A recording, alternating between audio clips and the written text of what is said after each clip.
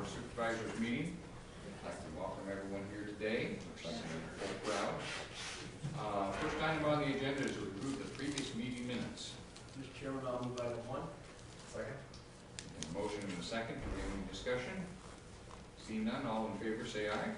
Aye. Item number 1 passes. Item number 2 is to receive and place on file drainage repairs. We do have a drainage repair today, filed by Ryan Michelson. Drainage District number 11, joint district with Hamilton County in Washington Township. We have a tile outlet collapsed approximately 200 foot north of 230th Street. That's our only one for today. Could I'll entertain a motion to receive and place on file. Mr. Chairman, I move item number 2. Second. It's been moved and seconded. Do we have any discussion on that? I went out and viewed that, took a picture of it, and there was a big hole in the ditch bank and the tile was washed out, so we didn't think it was. All in favor say aye. Aye. Opposed? Item number 2 passes. Item number 3, approve the hiring and employment of Christine Condon, part-time emergency preparedness coordinator, effective January 13th, 2014 at the rate of $12.50 per hour, as per the recommendation of Terry Prescott, Director of Public Health. Mr. Chairman, I move the hiring of Christine Condon. I'll second. We have a motion and a second. Do we have any discussion on this? Seeing none, all in favor say aye. Aye. Opposed? Motion passes. Item number 4, receive and place on file the county recorder's report of fees collected for the period ending December 31st, 2013. Mr. Chairman, I'll move item 4. I'll second. A motion and a second. Is there any discussion? Is Judy here to make any comments on that? Okay. The comment is that she usually sends it all down to the state. Yeah, that's a comment that's been for years. Yeah. Okay. No other comments? All in favor say aye. Aye. Opposed? Motion passes. Item number 5, receive and place on file the Renewer Management Plan for Webster Fork Incorporated, Section 22 of Clay Township. Mr. Chairman, I'll move item number 5. Second. It's been moved and seconded. Do we have any discussion on this? Seeing none, all in favor? Aye. Opposed? Motion passes. Item number 6, approve request from Frank Green to assign county held tax certificate number PO 20450 to him upon payment of the accrued delinquent taxes in the amount of $417.20, waiving the interest and cost associated with said certificate. Mr. Chairman, I move item 6. I'll second. Been moved and seconded. Do we have discussion on this item? Mr. Chairman, this is part of the county's process to clean up county-held tax certificates. This is a former railroad right-of-way that is in the middle of the field. And Mr. Green stepped up and asked to purchase it. Thus placing it back on tax rolls. Yes, sir. Okay. Any other comments? All in favor of this motion, say aye. Aye. Opposed? Item number 6 passes. Item number 7, we're going to consider signing an agreement with Gruon Security to provide services specific to the county for financial analysis and modeling for Webster County's Ag Park. After consideration, I will be open for questions to either accept or deny that. So at this time, what we have here is a situation that the county has been dealing and getting consulting services from Gruon Securities regarding financial analysis of activities out at the Ag Park. Past practice with Gruon Securities was that they would receive their compensation upon sale of bonds.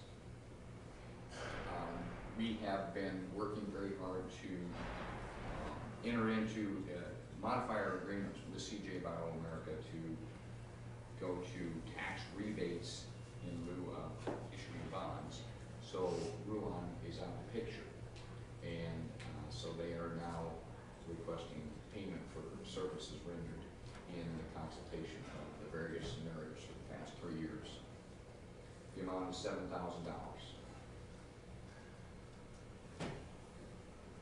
Comments, thoughts? Well, back to 7,000. They charged us for everything they done. It would have been a lot more.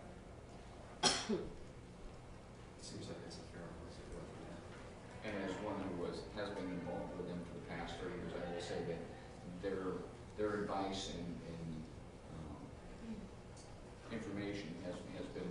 used significantly by both us and ours and Cooney for, as we work through these development agreements.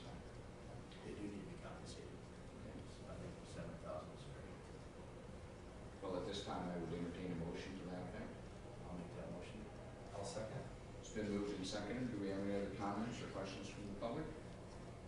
Seeing none, all in favor say aye. Aye. Opposed? That motion passes. Item number 8, we now have the Webster County Library Association to update the board on county libraries and discuss fiscal year 2015 funding. Don't everybody jump up at once, but when you do, please come to the microphone and identify yourself. Hi, I'm Melanie Murray. I am the director of the Lehigh Public Library. I've been there since 2007. Barb Schultz is usually our speaker, but she was unable to attend today because she had death in the family. So I'm kind of flying by the seat of my pants here. As usual, we'd like to thank you for your continued support of the libraries. We use these monies for varied and wonderful purposes. I myself run a summer reading program for about 10 weeks in the summer, thanks to funds that we get from you. And I understand that property taxes have been assessed a little lower than expected, and we may be facing a decrease, and we'd like to ask that you maintain our funding at the current level, because it really does help our communities in every aspect. And if you'd like to give us more, we're welcome to that too.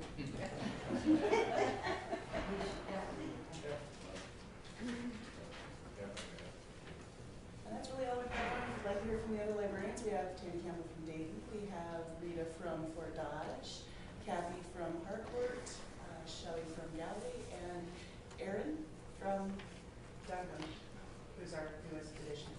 Okay. Anyone else care to get up and address the board? We're not that intimidating.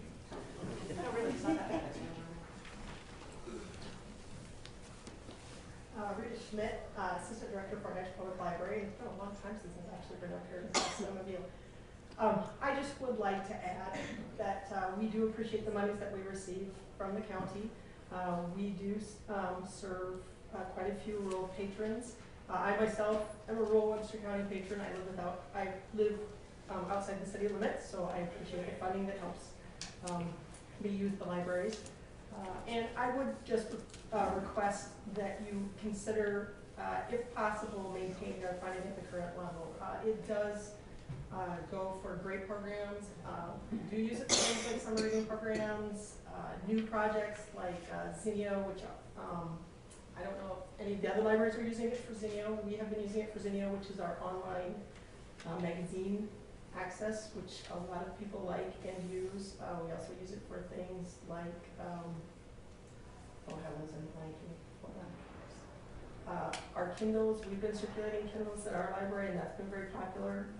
And so we just really do appreciate the funds and hope that you do, if possible, continue to support us at the level that we have now.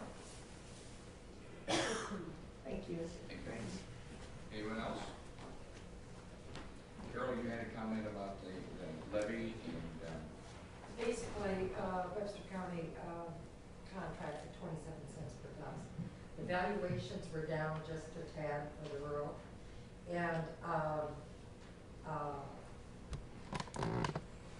you have in the past, when valuation has dropped a little bit, continuing to fund them at the current year's level, which is just a little bit over 20 cents. Because it's such a slight decrease this year. so we're talking about a $1,300 difference. So that's something that, I don't think we're prepared to make a decision at this time since we're going But you will consider it better. we will certainly consider it. Yes, we will. Mom. I think it's important to note that the libraries in a lot of these small towns and communities are the only access for some people for the internet. A lot of people go to read the papers and magazines, so I think it's very important that we do take this into consideration.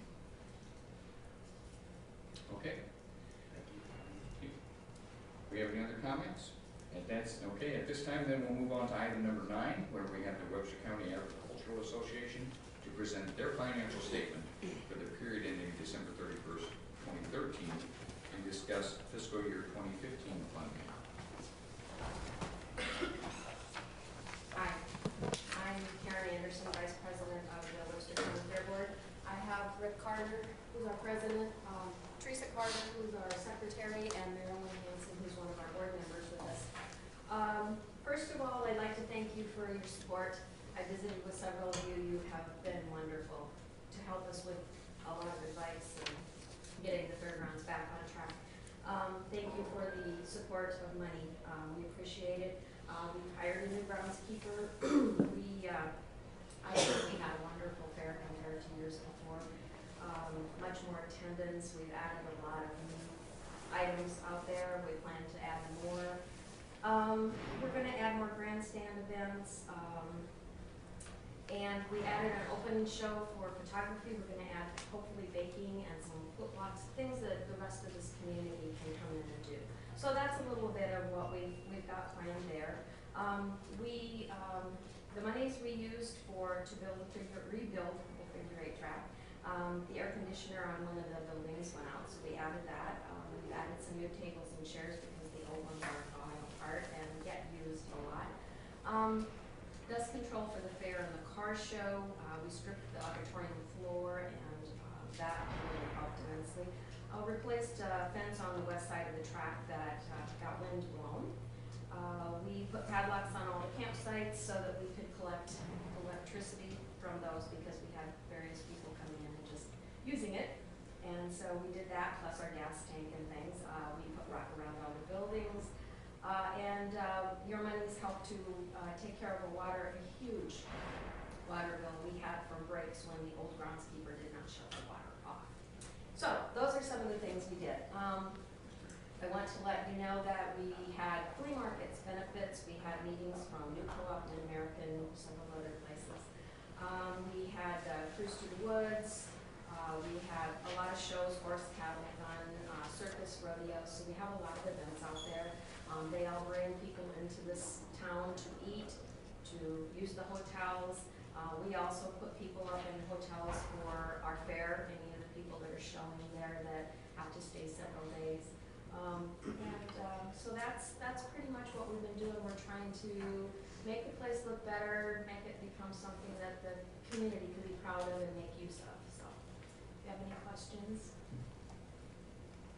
I think the proof's in the pudding. You guys have done an excellent job out there. Thank you. The flea markets. There's a lot more work to do, but Yeah, you've done an excellent job. so, and thank you for your advice and your advice. Thanks for Thank you for all your help. I'm on the CDD board, and we have the largest draw again in the history last month, or last quarter, because of the people staying in Fort Dodge, because of the hotels being full. And any events you have that bring people into the hotels, you need to contact us so we can help you with some of the Okay. expenses for those, And we do have Everyone we Renee, have. our Every- treasurer, on that board, so that helps. Yes, so make sure you have her, that's great. We're trying to bring more events into the grandstands. We want it to be bigger and better, and any advice you have, let us know. Well, I think people need to realize too, you guys are volunteers. Yes, Yes. yes, we We're don't all get paid a cent for volunteers doing this. this. And we didn't have a new groundskeeper till last May or June, so all of last winter, we all did all the cleaning of everything from morning till night, after and before every event. So, and we spend a lot of time out there, our families spend a lot of time out there helping with events, and they all enjoy it, and can see that it's, good for the community. So, but yeah, we are all, and we could use more people on the board that would like to volunteer, or just people that would like to volunteer. The more people, the easier it is. But it is a great asset to this community. So, anything else? Okay, thank you. Thank you for your time. Thank you for your comments. Anyone else have any comments regarding the fair? Seeing none, we'll move on. That completes the list of our agenda items for today, and so now it's the moment we've all been waiting for, the citizens' opportunity to address the board with items that are not on the agenda. One at a time. Kelly Halstead, Greater Fort Dodge Growth Alliance. We had the opportunity with Supervisor Denkla and Campbell to go to Poet, which is in Gowrie. What was that, on Wednesday last week? To talk to the papers about the renewable fuel standard, and what the EPA is trying to do is to decrease the renewable fuel standard from 18 billion gallons to 15 billion gallons or less. And what that does is put the 3 ethanol plants in Webster County at risk. That would affect Cargill, Poet, and Valero, and close to 400 jobs. So this is something that's very important for our community to understand and realize that it is a threat to our economy and what's happening in Fort Dodge and Webster County.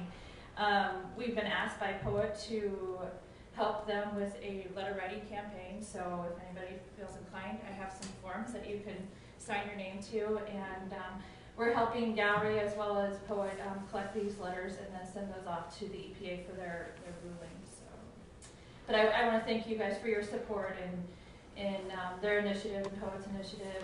Obviously, it will help Cargill and Valero as well, and all those people employed, and all the contractors and hotels and restaurants, and all the swirling effects of what's happening.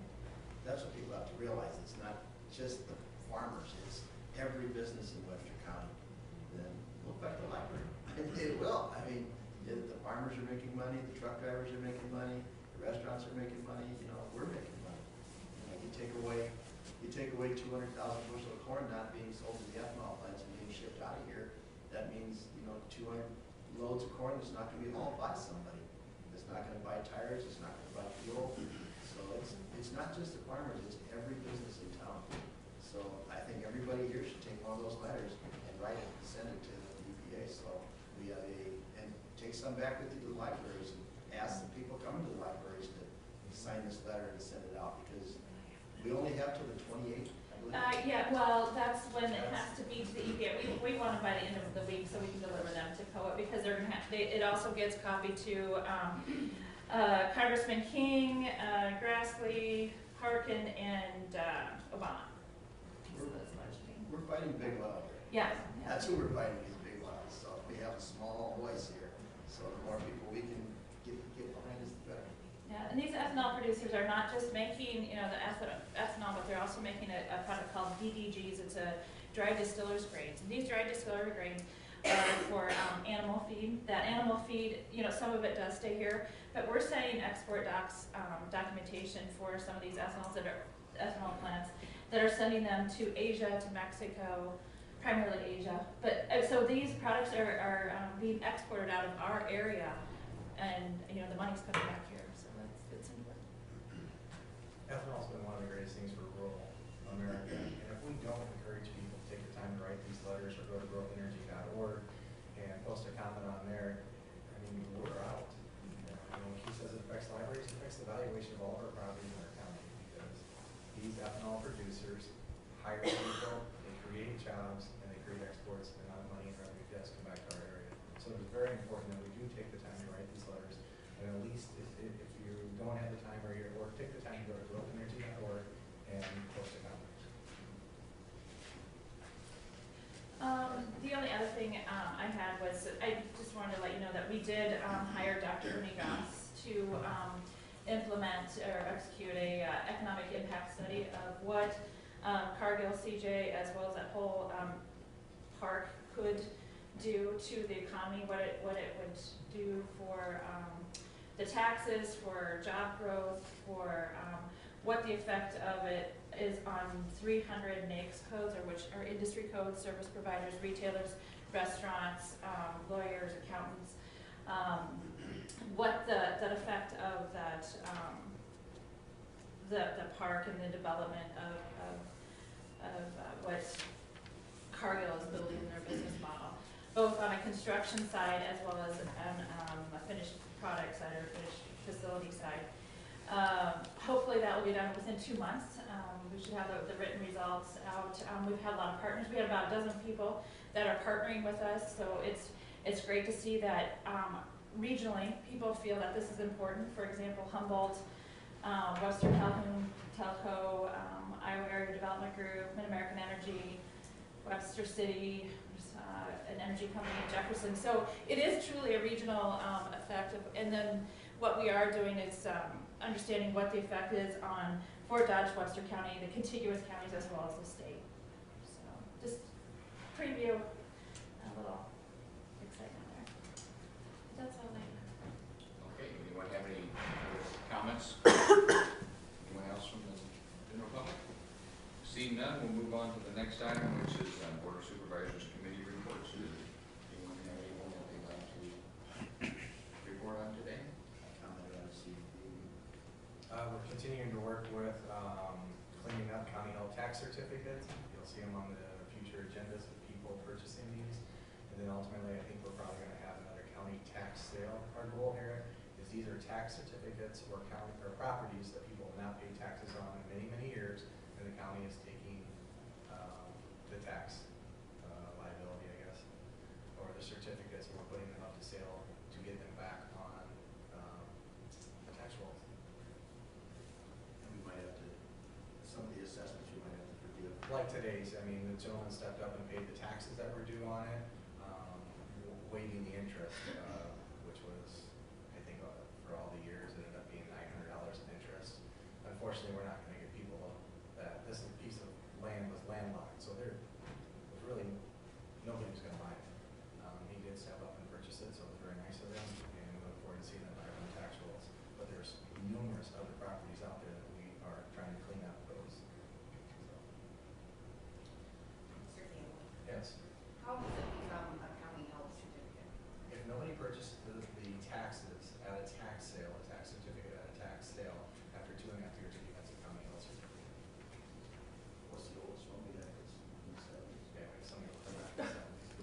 So the county got it because the taxes were never paid, Never purchased. so then if someone buys it, you have to wait 2 years. Yes. Yeah. The purchaser of the tax certificate will have to go through the process of redeeming it.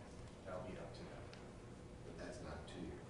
No, all these have already went past their 2-year, 6-month period, so they're able to step in and send notice and go from there. And it's surprising we have one. Yes, we do have a lot. I attended a Growth Alliance meeting this morning, and they updated us on county specifically is working on a lot of projects out there, so there's some potential other businesses coming to town. Note that Eggs and Issues, January 25th out of the East College campus, so anybody can start attending those. The legislature's in session now, so need to go to those. The Growth Alliance is having an entrepreneurial expo, January 21st. It's for small and startup business owners. It's really well attended. That'll be out at the college too, so if you have any small businesses or if you're thinking about going into a small business, that's an excellent expo to go talk to people and learn a lot about starting a business. And then the final thing I wanted to mention, it's a little bit too late since the deadline's tomorrow, but the deadline for commercial tax credit sign up is tomorrow. If anybody, probably if I can get the paper, the radio to put that in there, that the state is giving out credits starting this year. If you own any commercial property, make sure you sign up for that. And you have to do it in person, or it has to be hand delivered to the assessor office by tomorrow. So we're a little late, but it's very important if anybody has commercial property. So. Thank you, gentlemen.